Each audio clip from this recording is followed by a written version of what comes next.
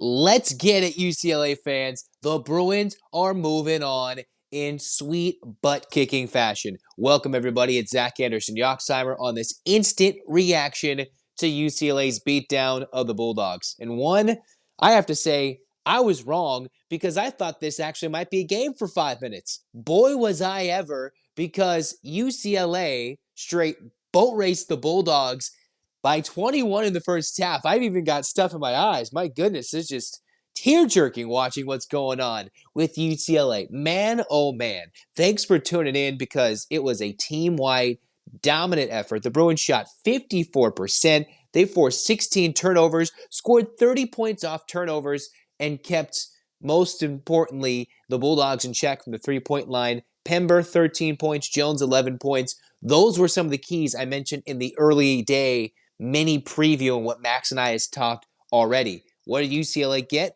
Well, they held the Bulldogs to 30% from three. If the Bulldogs were to pull off an upset, they would have to shoot at least 50 to 60% from three with 20 attempts. That did not happen.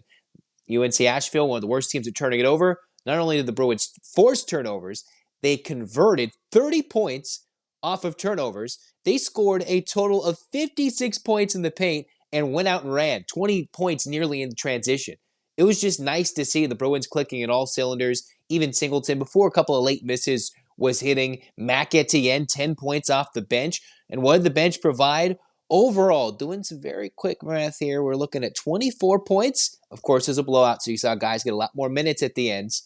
But overall, hey, Amari Bailey stepped up. Jaquez was 17 and 8. Nuba with 10 points as a starter, 4 rebounds. The two big men played well, even with the Bona out, which raises the question, was he just sitting because UCLA, Mick Cronin, knew that Bona was not going to play and didn't need to play this game?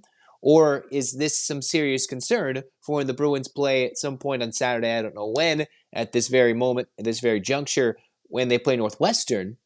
Does that mean Bona's out? Those are all questions that we do not know, but it has to be very, very, very encouraging.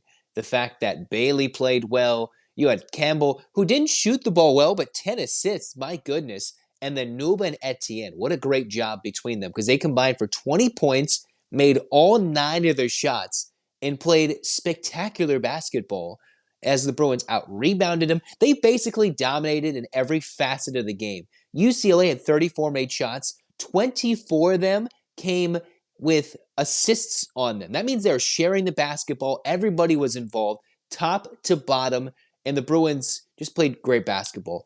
It's almost better that they watched Arizona get upset in that arena so that they didn't come out flat. And not that a Mick Cronin team would, but you've seen this team. This team has clearly come out and had some slow starts before and everything in between. Yet, UCLA came out with a purpose, a desire, and a real need to prove to the country, hey, we are going to kick some butt, and they absolutely did. They absolutely did against UNC Asheville tonight. There's no other way to put it. Every facet of the game, they practically dominated. This game was tied for 15 seconds, and then UCLA just dominated the whole way. There's no other way to put it. I thought they would win by 25. The game would be close. I was wrong. I was not expecting this. Even with Bona potentially out, I thought UNC Asheville might hit some threes, make it interesting. That was never the case. The ball was jumped, it was tipped, and then it was over. That was as simple as it gets. Now it's going to get a lot harder. It's going to get much tougher. Northwestern, a 22-win team out of the Big Ten, coming off an interesting win against Boise State. That will be a tough one. Wondering if Adem Bona is healthy or not, right? And while we've talked about on this podcast, the path to at least the Elite Eight is fairly favorable for UCLA. But you still got to go out and win those games. So while today was expected, maybe not in so much dominant fashion, but it's expected, now you got to get ready and play that. Expect a much tighter, closer game where we sweat, we get a couple of grays, we lose a couple of years, and we get ready for that Saturday game against the Northwestern Wildcats, two of the top universities in the country, battling it out, this time on the hardwood. So it's great to see UCLA come out and have a fantastic game. It's just a matter of what do they do next. In the next Locked On UCLA episode, Max and I will kind of recap this a little more, tell you what you liked, and we'll preview Northwestern and talk about that matchup come on Saturday. Because the Bruins, well, we're hoping for a big run, and we hope Adem Bona is good. The only bugaboo I have to tell to Mick Cronin is, why is Singleton, I know he's your senior leader, he's only got so many minutes left, whether there's 5 more games or 1, but why are we playing Singleton at the end of the game? Like, they're up 30, you want to make a run. Put in Russell Strong and Cremonesi with the fire hair. Just go put them out there and let them play when you're up 30 with 2 minutes left, with 5 minutes left. Like, come on, you're not going to blow a 30-point lead with 5 minutes left. It just boggles my mind that he has key guys still out there when they're up big and the game is well in hand, and he refuses to take these guys out in order to protect for their health and prepare them for the next game. I think they need more rest. Either way, we digress, we breathe. It did not have to sweat this one out. And we're glad we waited all day. All the fun happened early. Furman with the upset.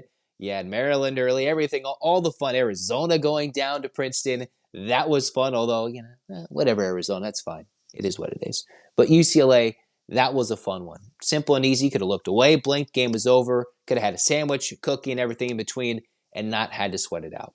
Thanks for tuning in. This episode is brought to you by FanDuel Sportsbook, the number one sportsbook in America. Number one. Yeah, go check it out because the NBA season's coming to a close. Are the Lakers going to make the playoffs? Will LeBron come back? What's happening there? What you can bet on the likes of threes made, money line, point spreads, everything in between. You can get your no sweat first bet up to how many dollars back? Up to how many dollars back? Well, we forgot, but you can get up to, I believe, $1,000 back in bonus bets when it comes to if you don't win your first bet. That's, again, you can get up to $1,000 back in a no-sweat first bet, up to $1,000 back if you don't win your first bet. That's key. All you have to do is sign up at FanDuel.com/lockedon, FanDuel.com/lockedon, get that no-sweat first bet.